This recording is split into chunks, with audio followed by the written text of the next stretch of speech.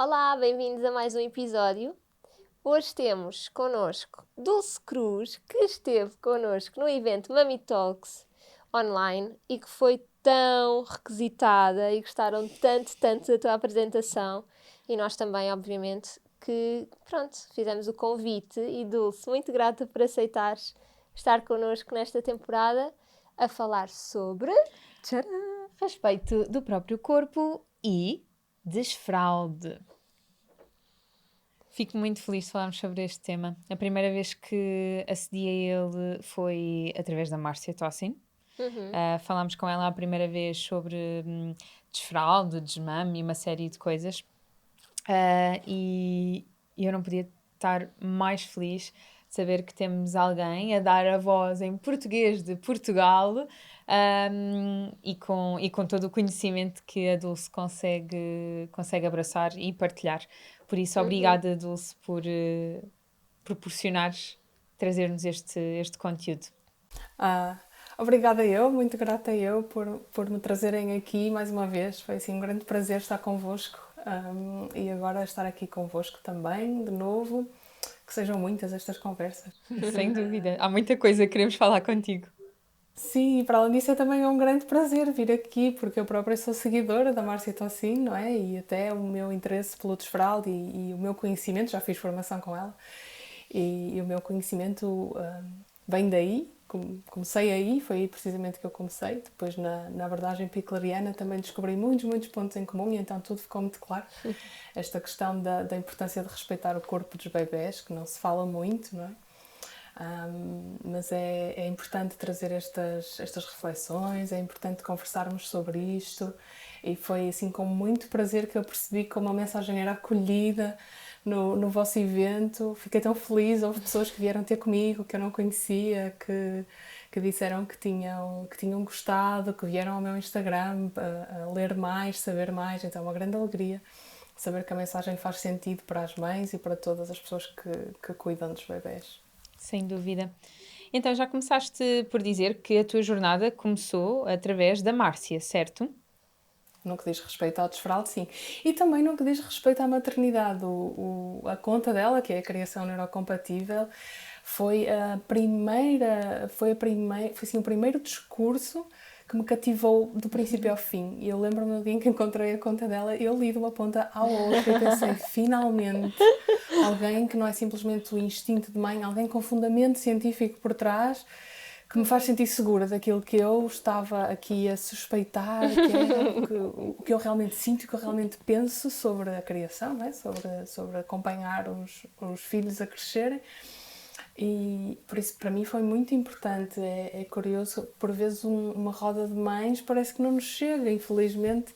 Quando aparece alguém que é especialista ou que tem um conhecimento um pouco mais fundamentado por trás, sentimos-nos mais seguros, não é? Eu tenho pena, eu tento sempre dizer às mães que se sigam pelo seu instinto, porque eu sei que é muito difícil, por vezes, apagar as camadas de vozes todas que vêm, né, dos conselhos, das dicas, dos especialistas, dos médicos, dessa gente toda, mas eu sei que por baixo disso tudo há uma voz de mãe a falar que sabe o que é melhor para o filho e que sabe respeitar, cuidar do filho.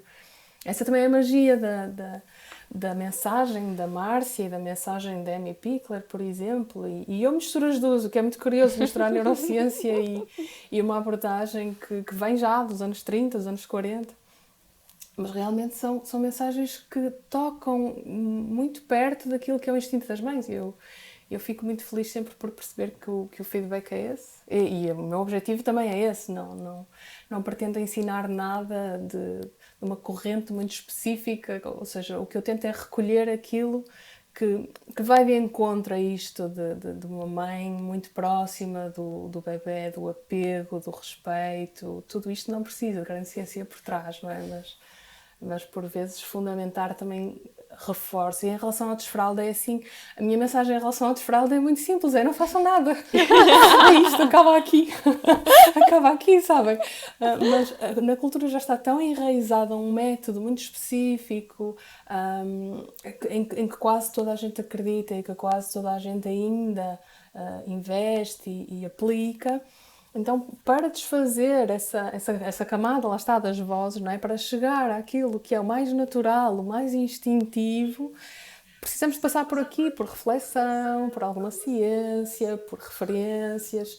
O meu trabalho com o desfraldo foi esse, foi recolher muito conhecimento, perceber exatamente como é que é o mecanismo em termos fisiológicos, em termos psicológicos, conseguir criar uma espécie de linha de acompanhamento possível, ir interpretando os sinais que se vão observando na criança, desde o primeiro sinal, e o que é que se pode fazer em relação a cada uma dessas fases, ou seja, estruturar um pouco, mas sobretudo para dar segurança às mães do que estão a fazer, não tanto para as convencer desta necessidade. Enfim, estamos a falar de um desfraldo ou de uma visão da criança, porque isto é global, não é uma visão da criança. O desfraldo é só uma parte e o desfraldo é um tema que me é muito querido, porque eu com ele eu consigo falar de tudo. Consigo falar da importância de respeitar o movimento livre, consigo falar da importância dos cuidados ao bebê serem feitos com muita qualidade, com muita atenção. Consigo falar de toda a visão da criança, não é? Porque quando isto depois é uma postura e quando ela já está instalada é fácil guiar um desfraldo que é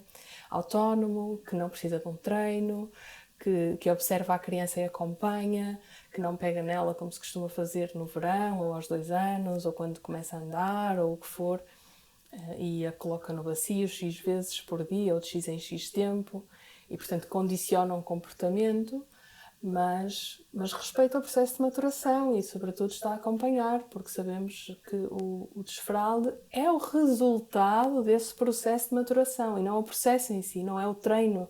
O resultado é a criança deixa de usar a fralda quando já não precisa dela. E na verdade isto é assim, eu acredito que isto é assim com tudo, não é? É assim com o sono, é assim com a alimentação. Aquilo que eu defendo é estarmos atentos aos nossos bebés, aos sinais que eles nos dão, guiar-nos mais pela necessidade e pela forma como eles sabem exprimi-la do que propriamente pelos horários, ou pelas rotinas mais inflexíveis, ou por um método, ou por um treino, não é? Ou seja, uma perspectiva mais bebé-cêntrica, por assim dizer, porque o nosso mundo já está muito adultocêntrico, não é? Deixa-me fazer-te uma pergunta, Dulce. Ahm, Em relação ao desfralde, nós depois vamos tocar na questão do respeito pelo corpo e aí começa ainda antes, aliás, desde serem mesmo muito, muito bebés, ou até antes ainda de nascerem, mas já lá chegaremos. Vamos começar aqui pelo lado contrário, que é o desfralde. Que sinais são esses que tu estavas há bocadinho a referir, que servem para nós percebermos que já está na altura da criança deixar as fraldas? O processo de desfralde começa quando os músculos que são capazes de reter as necessidades se desenvolvem ou se maturam o suficiente para serem capazes de reter a urina ou o cocó, não é? O xixi ou o cocó, durante algum tempo. O bebê começa por avisar depois de fazer, não é? Ele, de alguma forma, sinaliza que fez, porque é fácil, é tangível, ele vê, não é? Aponta, ou diz xixi, ou o que for, dependendo da fase de desenvolvimento em que ele está. Depois ele consegue sinalizar durante, pode ser pelas expressões faciais, percebe-se que ele entende que está a fazer naquele momento. E depois ele já é capaz de antecipar. Nesse momento, consideramos que começou o controle dos esfíncteres. Na verdade, eu gosto mais de lhe chamar controle dos esfíncteres do que de desfraldo, ou seja, acompanhar o controle dos esfíncteres e não fazer o desfraldo. Ok. Portanto, o controle dos esfíncteres começa aqui, quando há alguma capacidade de retenção e a criança é capaz de tomar consciência dessa capacidade. Em relação a saber, não é, quando é que a criança vai deixar de usar fralda, o sinal derradeiro de preparação é a intenção, ou seja, é ela querer deixar a fralda porque ela percebe que já não lhe serve, já não precisa dela. Este é o sinal derradeiro, é o único que é inequívoco e que acontece com todas as crianças. Embora umas vão manifestá-lo verbalmente, outras vão mostrar que já não querem usar fralda. Às vezes eles têm alguma aversão à fralda, não é? À muda, estão fartos daquilo e não querem mais usar fralda, e isso não tem necessariamente a ver com o desfralde, mas conseguindo distinguir isto, há crianças que pedem para usar cuequinhas, há crianças, enfim, vão dar, da sua maneira, vão dar sinais de que já não querem, já não precisam da fralda. Este é o momento em que o desfralde, que é o resultado, está mesmo a acontecer. entre o momento em que eles começam a ter consciência da retenção e o momento em que deixam de usar a fralda pode ir dias, podem ir meses ou podem ir anos. No caso da minha filha, por exemplo, foi 1 ano. Desde o momento em que ela começou a interessar-se por ir à casa de banho connosco, que eu sinalizo como o momento em que o adulto pode fazer alguma coisa para iniciar o desfraldo, para iniciar o processo, que é colocar um bacio e colocar um redutor na sanita.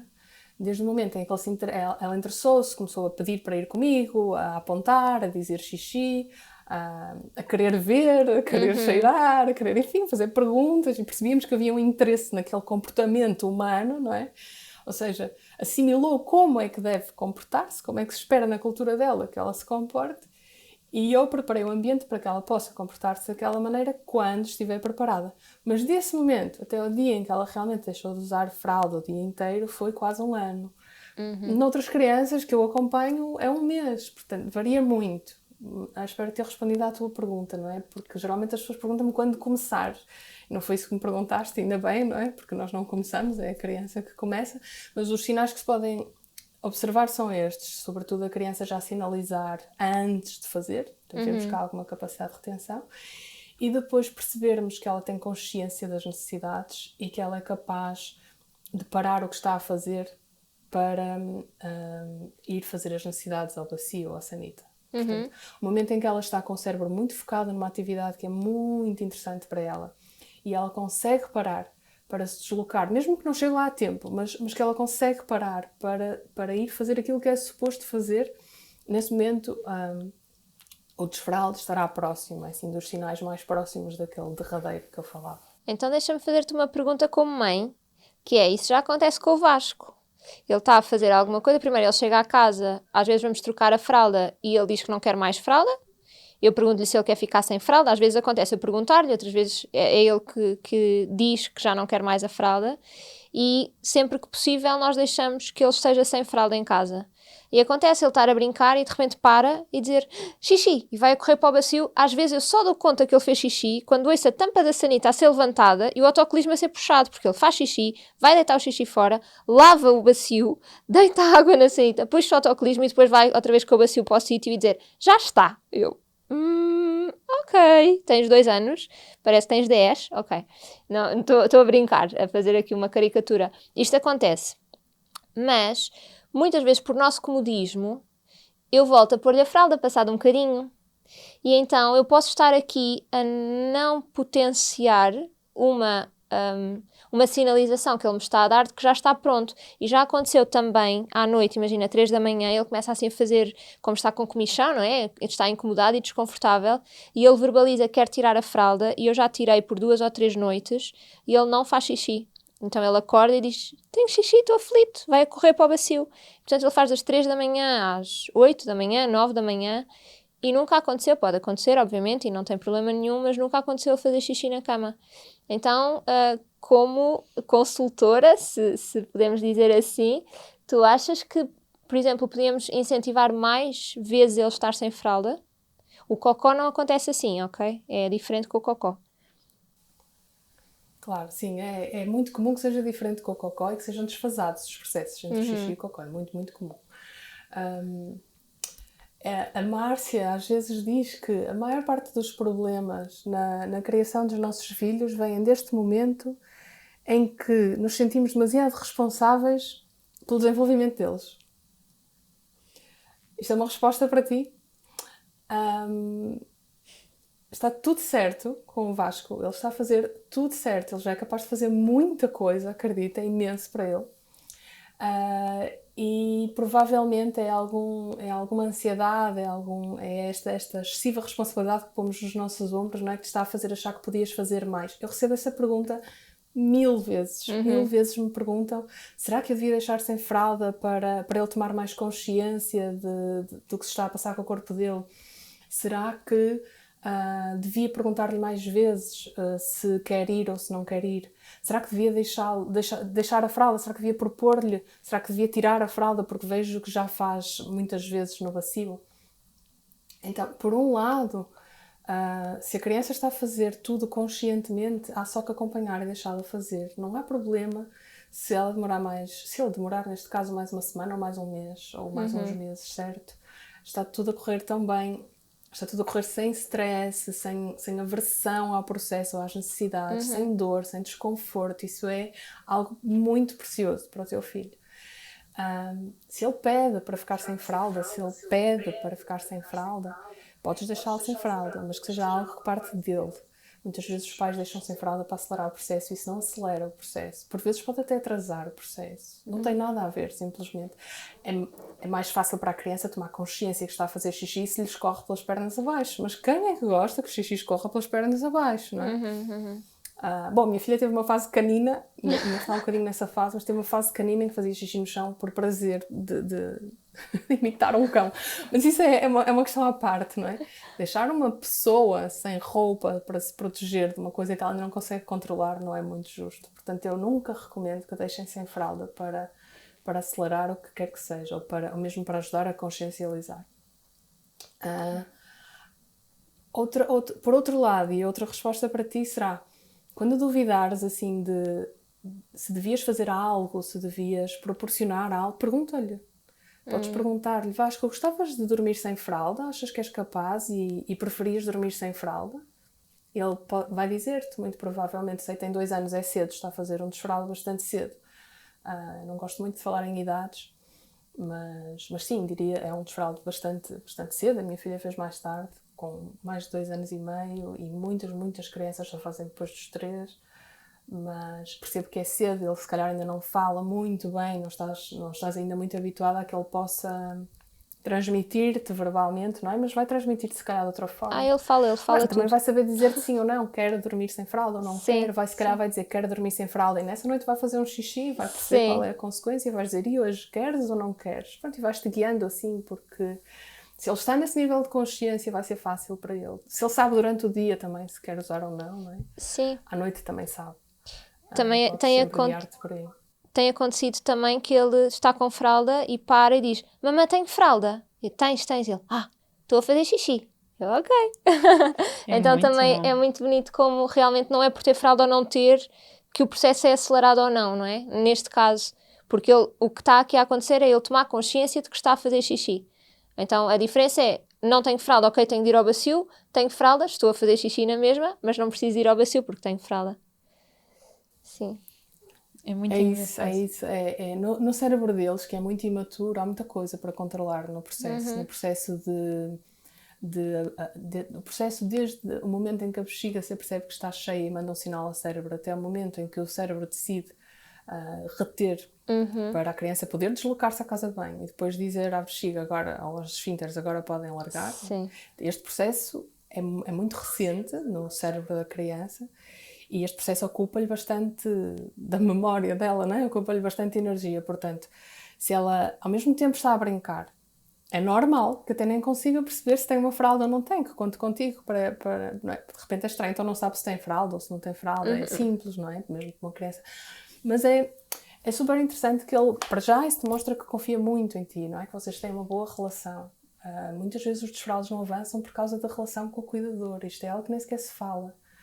Por vezes os desfraldos acontecem, por exemplo, na escola ou com um cuidador secundário que não conseguiu estabelecer uma relação de confiança neste tema e a criança não avança porque ela não quer avançar e muitas vezes vêm mais até ter comigo dizer que em casa mostram pânico do bacio, apresenta-se o bacio e eles fogem. Isso demonstra que vocês têm uma relação de confiança e que ele está à vontade até para, não é? Agora não apetece ir porque estou aqui a acabar estes brinquedos e tenho fralda, posso fazer aqui. É espetacular, nós também gostamos desse tipo de regalias, de privilégios. Esta capacidade para reter a nossa necessidade durante algum tempo antes de a satisfazer é muito típica do desenvolvimento do ser humano, não é? Os animais têm uma necessidade e satisfazem no momento. Esta capacidade para esperar é algo que é muito valioso para o desenvolvimento humano, para a nossa autorregulação, até para a nossa autoconfiança. Portanto, se lhe dás a hipótese dele seguir sempre com muita confiança mesmo quando não lhe apetece ir à casa, porque ele sabe que ainda tem que ser muito rápido, porque os esfíncteres ainda não aguentam muito tempo, então ele tem que ir à casa de banho a correr. Pá, naquele momento não lhe apetece, porque ele estava ali com os legos, não é? É maravilhoso que lhe des essa hipótese, claro, isso vai ser muito bom para a vossa relação. Obrigada. Eu gostava só de fazer aqui um parênteses, porque há uns meses atrás, eu e a Catarina conversámos que a Diana sinalizava efetivamente essa questão do xixi e do cocó. E eu achava, portanto, a Diana não tem ainda 2 anos, eu achava que isto era tudo muito precoce e, como mãe, que não tem conhecimento sobre a questão do desfralde, eu rapidamente pensei, ok, ela está preparada, ela vai começar a fazer o desfralde e rapidamente temos vontade de tirar as fraldas, temos vontade de começar a sentar no penico, portanto, é logo, imediatamente, o que começa a surgir. Eu tive a sorte da Catarina me dizer, olha, ainda falta muito tempo.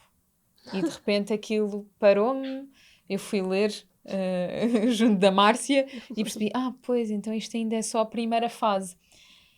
E eu acho que este episódio é um bocado este lembrete, não é? É só perceber em que estágio é que os nossos filhos estão, assimilar, além do estágio, lá está, este vínculo, esta segurança, para depois darmos margem para eles seguirem o caminho no processo em questão. Porque, ok, a Diana assinala o xixi, a Diana assinala o cocó, chegou a esconder-se para fazer cocó, nunca aconteceu ir ao penico verdadeiro, mas, por exemplo, chegou a sentar-se no penico dos nenucos e fazer cocó, com fralda, ok? Mas foi uma fase muito curta. Depois desinteressou-se completamente. E há cerca de 2 semanas, quando ela teve uma assadura, nós tivemos que tirar as fraldas e ela brincava sem fralda em casa. E numa das brincadeiras, porque ela está na fase das transferências de água e de farinha e por aí fora, e nós deixamos ser a bagunça que ela quiser, eu coloquei a banheira na sala para ela fazer as transferências. E ela, de repente, pediu-me as 2 mãos Foi para dentro e da foi para banheira. dentro da banheira, agachou-se e fez xixi. E eu fiquei...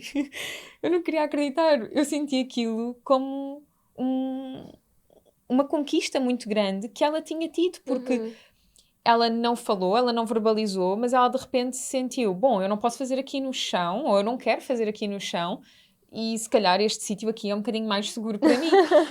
Em boa verdade, eu tive que a tirar dali, obviamente, e levá-la à banheira, e lavá-la, e portanto depois voltámos a brincar, mas ela é muito pequenina, de facto, e é fácil pegar nestas peças todas e na nossa cabeça de adulto pensar, ela já sabe dizer xixi, já sabe dizer cocó, já sinaliza, já se esconde. Reparem, até já foi para dentro da banheira uma vez. Portanto, começarmos a construir na nossa imaginação e a criar a pressão na criança. Então, a grande importância é, de facto, entender o estágio e esta minha conversa para chegar a uma das coisas que eu adoro que tu digas e que a Márcia diz, que é não elogiem as crianças por um processo fisiológico. Porque o que me saiu foi boa, Diana! Quando a vi entrar para dentro da banheira e vi que ela tinha feito xixi, eu dei comigo a dizer boa, Diana! Isso mesmo! E naquele instante foi, o que te estás a fazer? Caramba! Porque depois o problema é que nós temos a informação, não é? Portanto, de repente, pronto, ok, não devia ter feito isto. Miúda, desculpa. Mas, por favor, explica o porquê que não devemos elogiar este processo. Sim, deixa-me comentar tudo. Eu não percebi, ela sinaliza antes de fazer, durante ou depois de fazer? Antes de fazer, e já aconteceu, okay. E já aconteceu, inclusive, é estar sem fralda, vir a correr e chegou e já molhou o body. Pronto, então a tua filha já está dentro da janela do desfralde, não é? Ela já iniciou o processo. A primeira fase já está, que é entender. Portanto, eu divido sempre em 4 maturações. É a motora, a social, a emocional, a motora, a social, a emocional e a... Esqueci-me, física. Tenho que ir ver o esquema, depois eu partilho convosco. há uma parte que é social, que é essa que ela já fez, que é, esteve aí a experimentar como é que se faz, não é? Esteve muito curiosa com esse procedimento, como é que se faz. Noutra cultura faz-se de outra maneira, portanto eles têm realmente que atingir esta maturação para serem capazes de fazer o desfralde, não é? Afinal queremos que vão à sanita e só vai acabar quando eles o fizerem. É curioso que refiras que ela se escondia para fazer xixi. Na minha formação com a Márcia, ela fala das crianças que se escondem para fazer xixi e, como sabemos, na cultura tradicional, este é indicado como um sinal de preparação. Já se escondem para fazer xixi, já podemos iniciar o desfralde. E a Márcia identificou na experiência dela de consultório que estas crianças são crianças que dão muito valor à sua privacidade e é por isso que se escondem. São crianças que quando mexemos nos mecanismos que dizem respeito aos seus atos mais íntimos, como este, não é?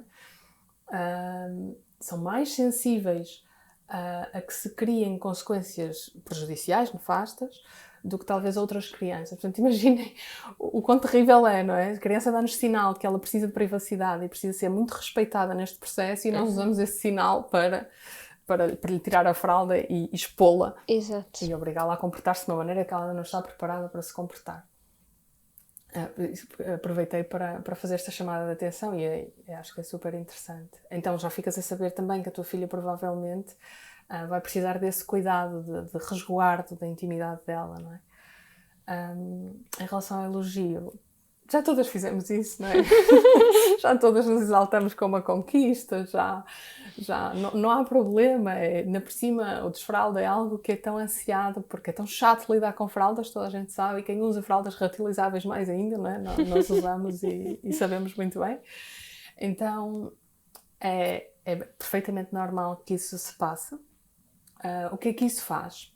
Primeiro, isso interrompe o foco da criança, não é? Se ela está consciente, se ela está conectada consigo própria, a evoluir, a tomar consciência, ok, agora fiz aqui xixi, olha só o que é que acontece, fica líquido, espalha-se, alguém vai ter que limpar, portanto ela está ali a consciencializar aquilo tudo.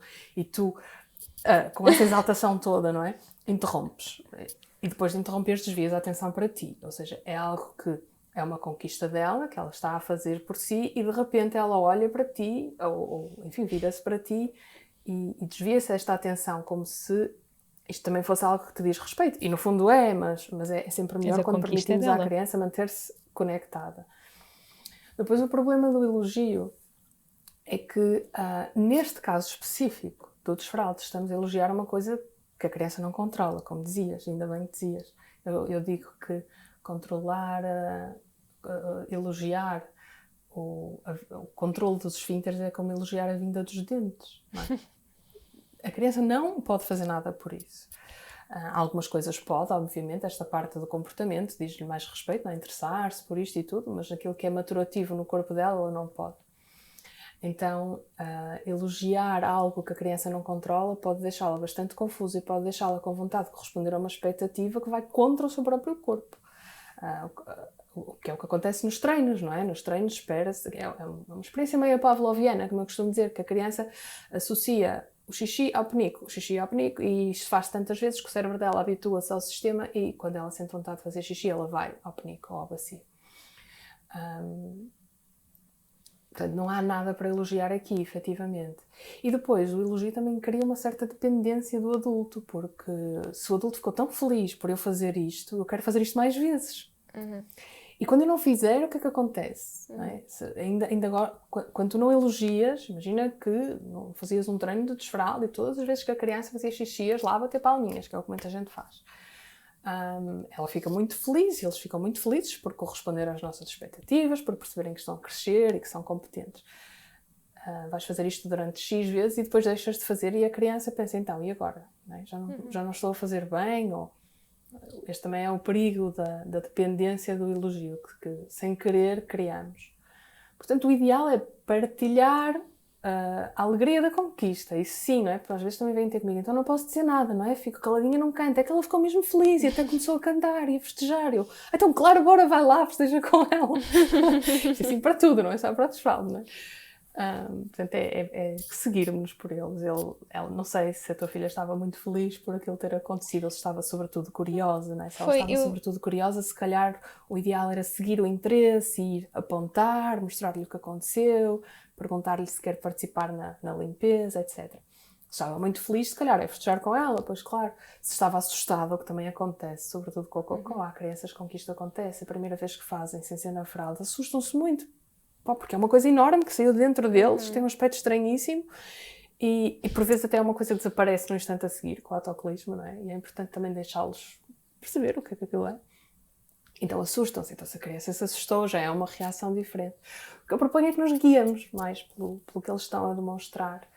Agora, as nossas emoções não as conseguimos conter sempre, claro, portanto está tudo bem, não fizeste nada de mal. Eu tenho uma história com os meus pais que fizeram assim, uma festa, a primeira vez que viram a Sara ir à sanita, e isso teve muito impacto nela. Nós tivemos uma semana para retroceder, para reverter o efeito que aquilo teve. Foi muito chato, ficamos muito chateados.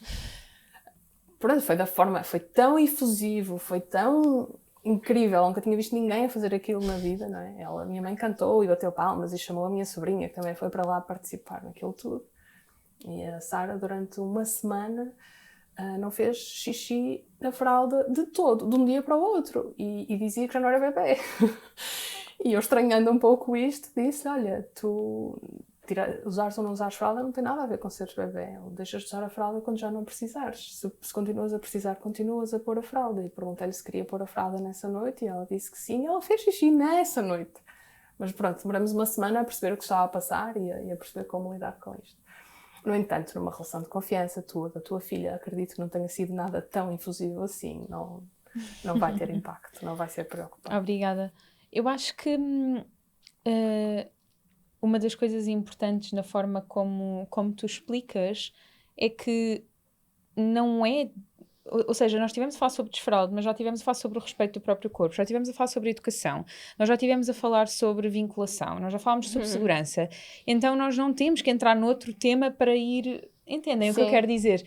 É uma abordagem tão completa, é uma abordagem tão da nossa essência, porque nós somos isto, que... É isso.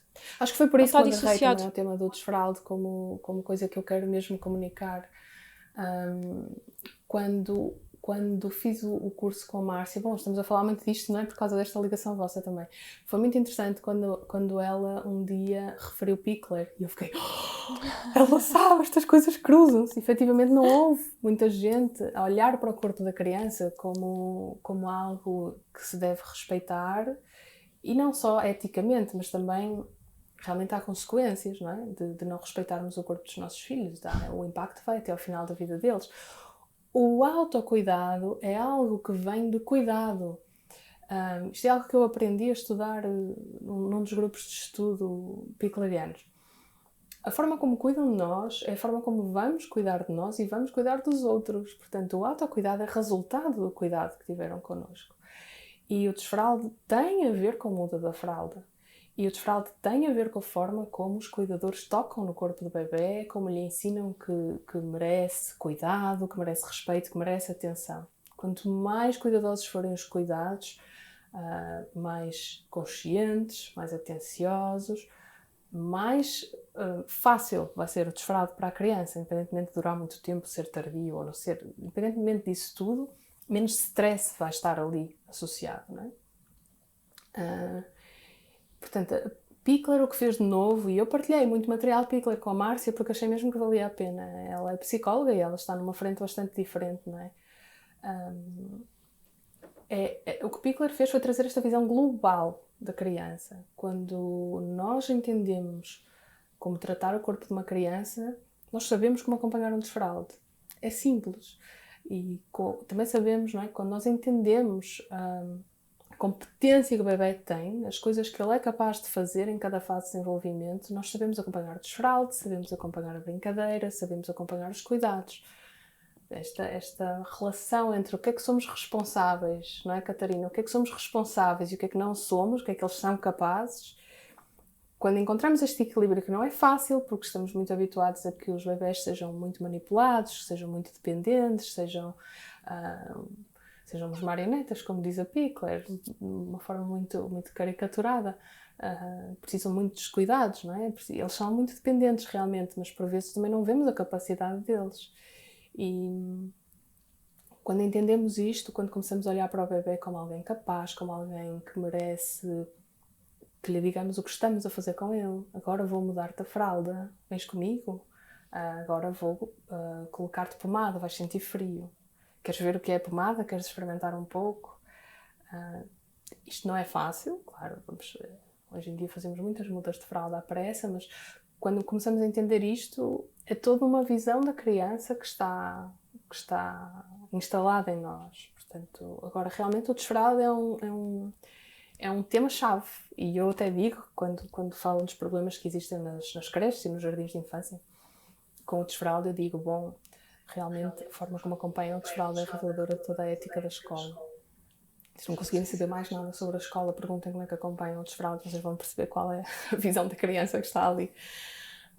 Claro, calma, não é? Porque realmente isto é recente, mesmo a neurociência está agora a descobrir estas coisas, ou seja, sim, a conseguir fundamentar estas coisas.